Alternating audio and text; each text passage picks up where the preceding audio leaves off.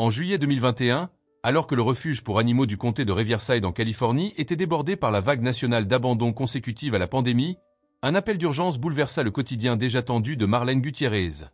20 années d'expérience dans le domaine du bien-être animal ne suffisaient pas à contenir l'épuisement qu'elle ressentait face à l'afflux incessant de chiens en détresse. La liste d'euthanasie compte déjà 15 noms cette semaine, souffla-t-elle en saisissant une cage. L'agent de contrôle animalier, Luis Vasquez, lui lança un regard grave. « Il faudra faire de la place pour celui-là. » Celui-là était un berger allemand famélique d'environ 3 ans, retrouvé seul dans une propriété abandonnée en Inde, en Californie. Son corps n'était plus que l'ombre de lui-même. Il avait survécu en buvant l'eau d'un tuyau percé et en fouillant désespérément dans une cour envahie de broussailles. Son collier, resté autour de son cou trop longtemps, avait pénétré sa chair, nécessitant une intervention chirurgicale d'urgence. À son arrivée au refuge, le docteur Caitlin Chen, vétérinaire en chef, documenta une litanie accablante: malnutrition sévère, déshydratation critique, plaies suppurées, infections d'oreilles, parasites intestinaux, escarres douloureuses. Physiquement, on peut le soigner, conclut-elle. Mais son esprit, c'est autre chose. Baptisé temporairement Shadow par l'équipe médicale, le chien refusait tout contact. Pas de regard, pas de mouvement vers l'avant du chenil, même pour se nourrir.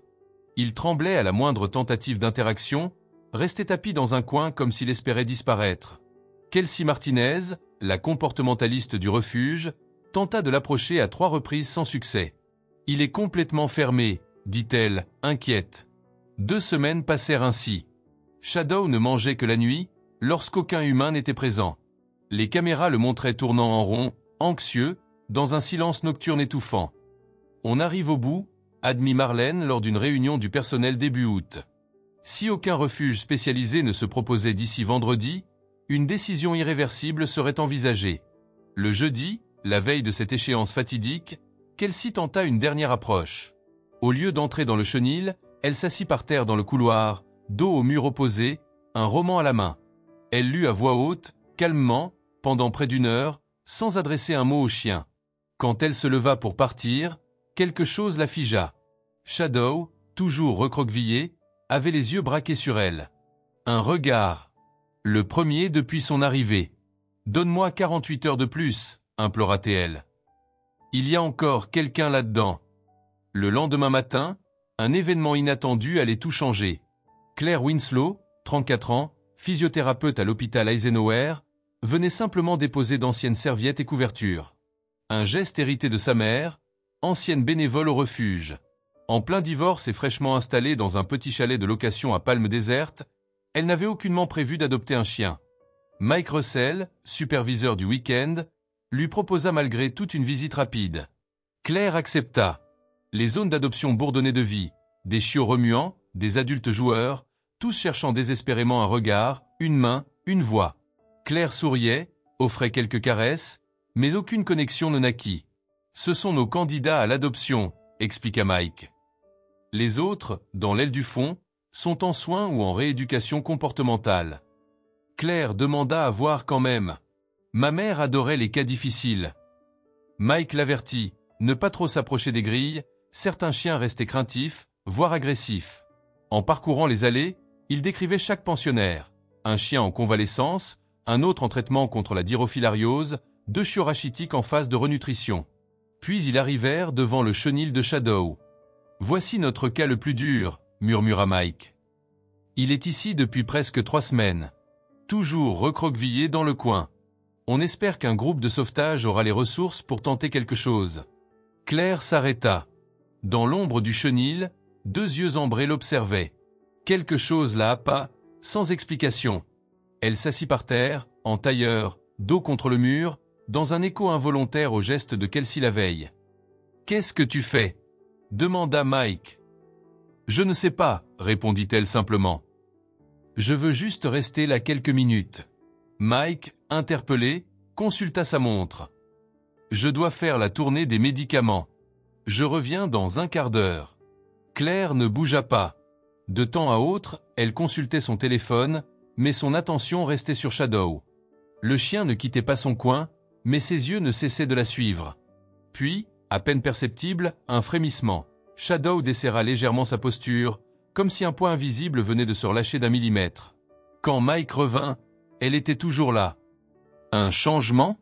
Peut-être. Il m'a regardé tout du long. Elle se leva lentement.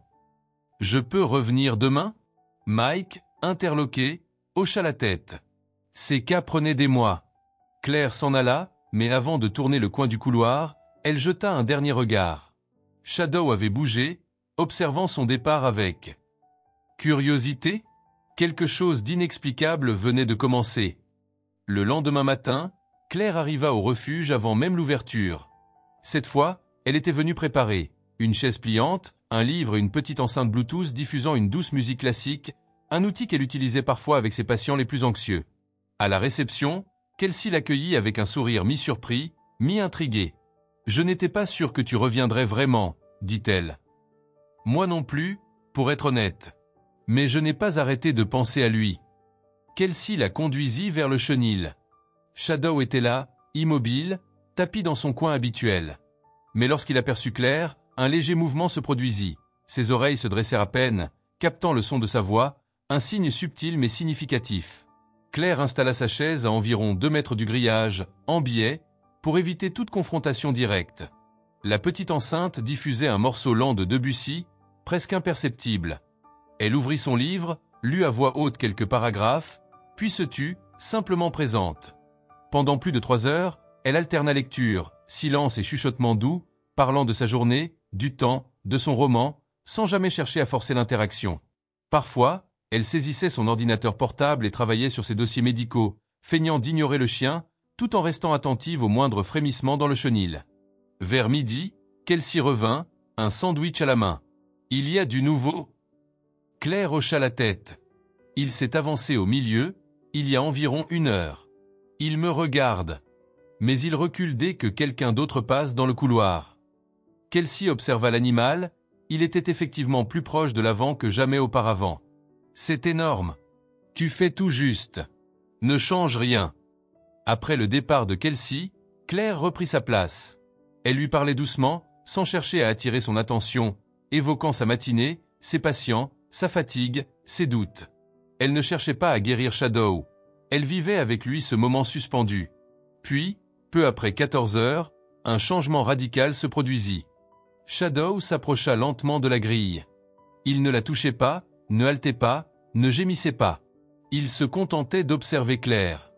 Et elle, dans un mouvement imperceptible, rapprocha légèrement sa chaise. Il ne recula pas.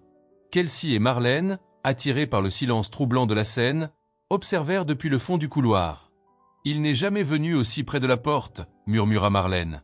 « Elle ne fait rien, » répondit Kelsey. « C'est ça, la clé. Elle est juste là. » Claire demanda à revenir le lendemain, ce que Marlène accepta sans hésitation. « Tant que ça progresse, on ne bougera rien. » Dans les 2 semaines suivantes, Claire vint chaque jour, organisant son emploi du temps pour lui consacrer au moins 2 heures. Chaque jour, Shadow gagnait un peu de terrain. Il se tenait devant la grille quand elle arrivait, il acceptait des friandises à travers les barreaux, il s'asseyait face à elle quand elle lisait. « Je n'ai jamais vu ça », souffla Kelsey un soir en regardant les images de surveillance. « Pas si vite. Et pas avec un chien aussi fermé. » Claire non plus ne comprenait pas. « C'est comme s'il me reconnaissait », disait-elle. Comme si on s'était déjà rencontrés quelque part. Au 10e jour, un événement inattendu bouleversa cette impression étrange. Alors qu'elle était assise auprès de Shadow, son téléphone sonna. C'était le docteur Nathan Wells, neurologue au centre médical. Il avait un cas urgent. Un vétéran souffrant de troubles cognitifs et de stress post-traumatique refusait tout traitement à l'hôpital, mais une thérapie à domicile avait été approuvée. Serait-elle disponible 3 fois par semaine? Elle accepta un rendez-vous le lendemain matin, avant sa visite au refuge. Le jour suivant, elle se rendit dans un petit ranch à la Quinta. Une assistante sociale l'attendait. Le capitaine Jordan a été blessé par une explosion en Afghanistan. Physiquement, il récupère bien. Mais son isolement est complet. Il refuse tout contact prolongé.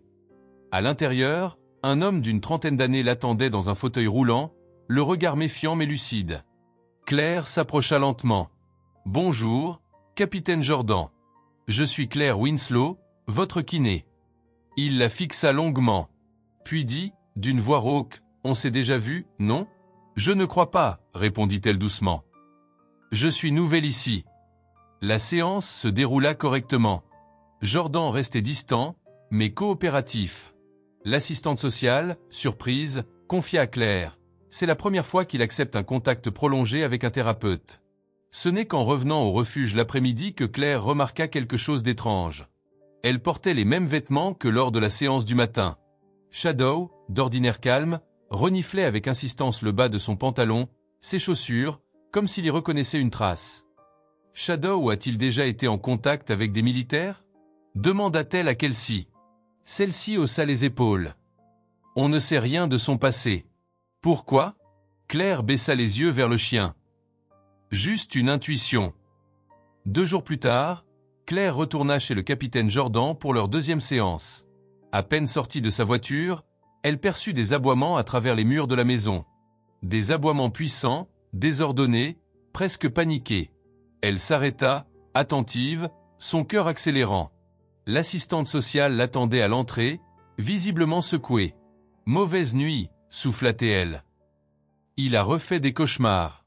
Et ce matin, il a parlé d'un chien. Un berger allemand, Shadow. Il l'avait en mission. Depuis qu'il a perdu, ça revient en boucle. Il n'en parle presque jamais, mais là, c'était intense. Claire sentit une tension électrique lui parcourir l'échine. Elle n'osait y croire. Pourtant, tout concordait. Le nom, la race, l'attachement profond. Elle avait cru reconnaître dans Shadow une douleur ancienne, un manque sans mots, et si ce vide avait été causé par la perte de cet homme?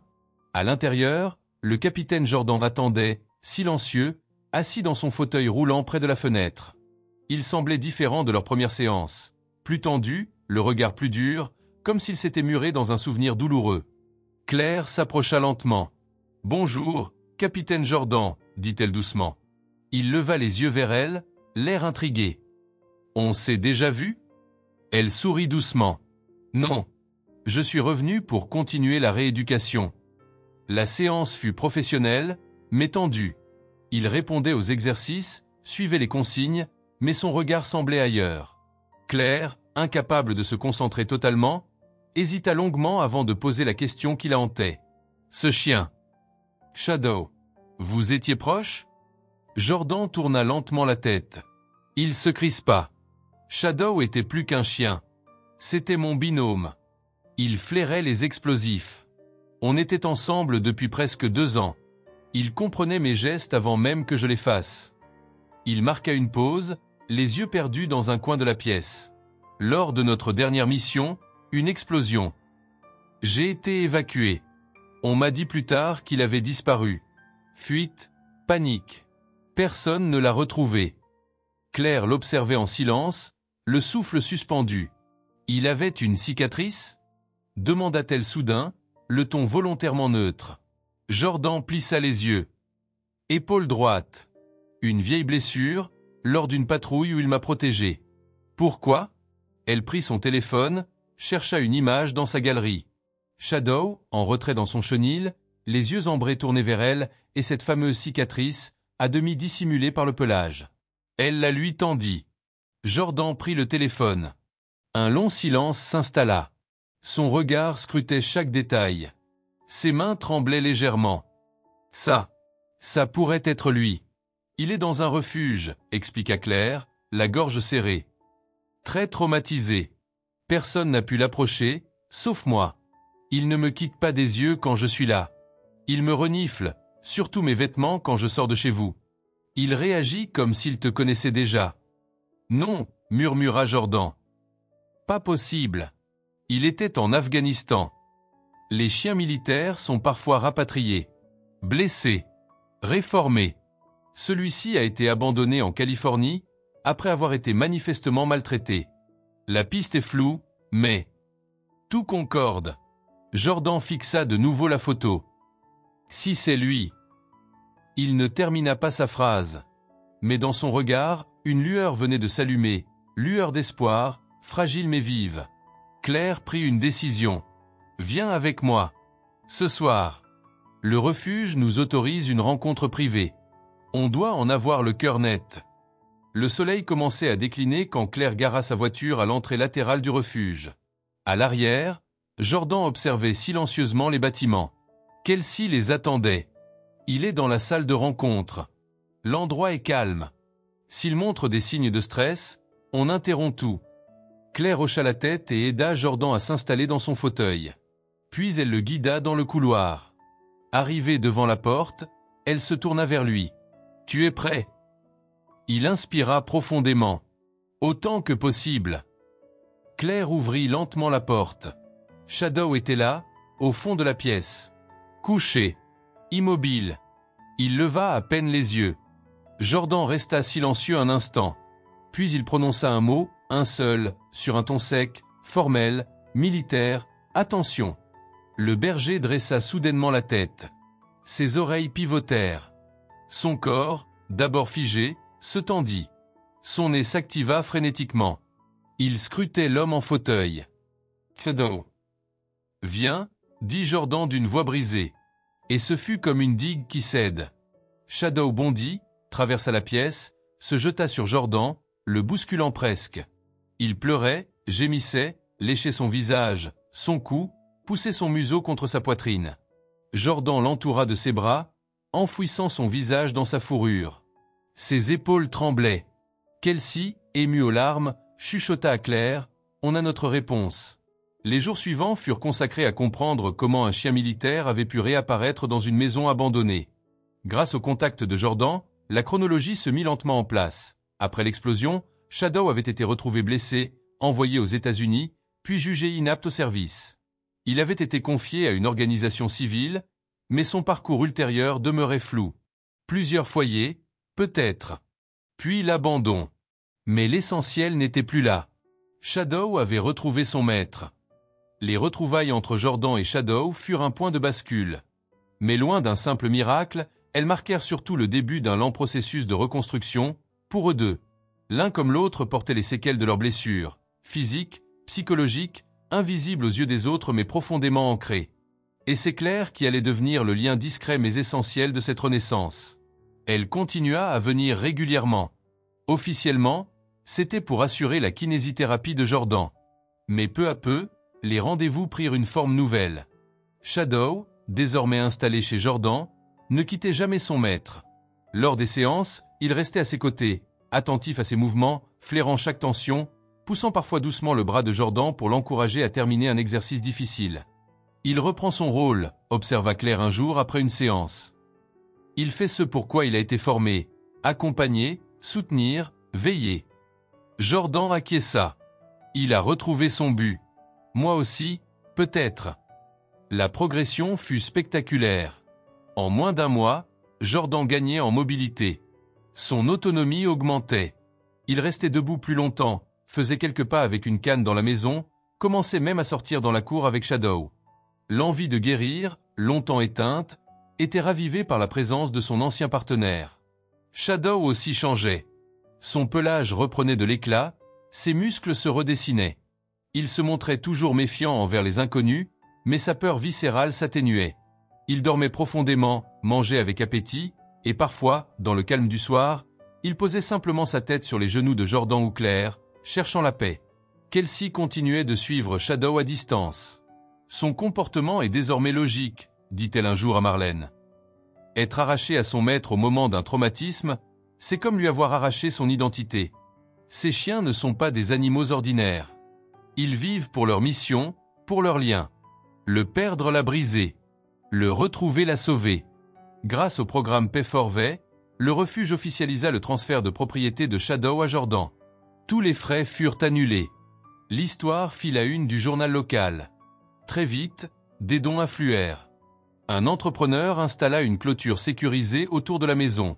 Un magasin offrit à Shadow une alimentation gratuite à vie. Et dans les cœurs, quelque chose de plus vaste s'était enclenché, un espoir. Celui que même les blessures les plus profondes peuvent cicatriser si la bonne main se tend. Claire, de son côté, se découvrit une nouvelle implication. Elle passait plus de temps chez Jordan. Les séances se terminaient souvent autour d'un repas improvisé, d'une conversation sur la terrasse, d'un silence partagé. Elle parlait peu de son propre passé, mais Jordan voyait en elle quelque chose de familier. cette même cassure intérieure, cette même fatigue des jours passés à lutter seul. Un soir, alors que le soleil se couchait sur les collines de palmes désertes, Jordan observa Shadow patrouillant calmement dans la cour clôturée. Il se tourna vers Claire. « Il t'a reconnu, dit-il. Dès le premier jour au refuge. Pas moi. Toi. » Claire détourna les yeux, émue. « Je crois qu'il a reconnu. Ce qu'on avait tous les deux perdu. » 6 mois plus tard, Claire se rendit chez Jordan pour ce qui était, officiellement, sa dernière séance de kinésithérapie. Jordan marchait désormais sans aide sur de courtes distances. Il avait même recommencé à faire du jogging, tôt le matin, avec Shadow trottant à ses côtés. La porte s'ouvrit avant qu'elle ne frappe. Jordan se tenait debout, sans soutien, Shadow à ses pieds, alerte mais paisible. « Prêt pour ton évaluation finale ?» demanda-t-elle, dissimulant difficilement son émotion.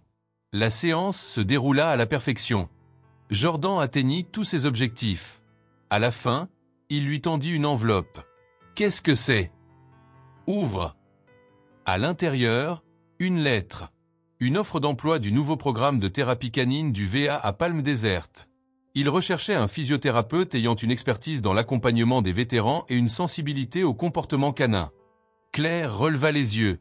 Jordan souriait. « Il crée ce poste pour toi. J'ai peut-être glissé ton nom. » Elle resta figée, les doigts serrés sur le papier. Tout ce qu'elle aimait, tout ce qu'elle avait cherché à combiner depuis des années, se trouvait là, dans cette enveloppe. L'aide, la présence, la guérison, humaine et animale. « Il y a autre chose », ajouta Jordan, soudain nerveux. Shadow, comme s'il percevait l'émotion, vint poser sa tête contre la jambe de son maître.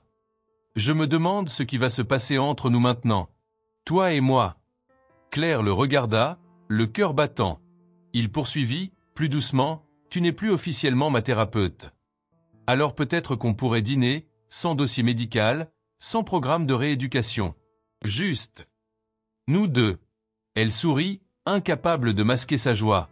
« J'espérais que tu demanderais. » Alors qu'elle s'avançait, Shadow émit un petit aboiement, presque complice. Ce chien autrefois brisé, replié sur lui-même, se tenait maintenant entre deux êtres qu'il avait réunis. L'histoire de Shadow, de chien militaire perdu à compagnon retrouvé, devint un symbole. Documentée dans des revues médicales, adaptée en documentaire par PBS, elle inspira une nouvelle génération d'interventions assistées par les animaux. Shadow visitait désormais régulièrement le refuge avec Claire et Jordan, aidant à socialiser des chiens craintifs, incarnant ce que peut oser espérer, qu'un être brisé peut non seulement guérir, mais devenir guide pour les autres. Lui qui fuyait le monde, il en devenait lumière.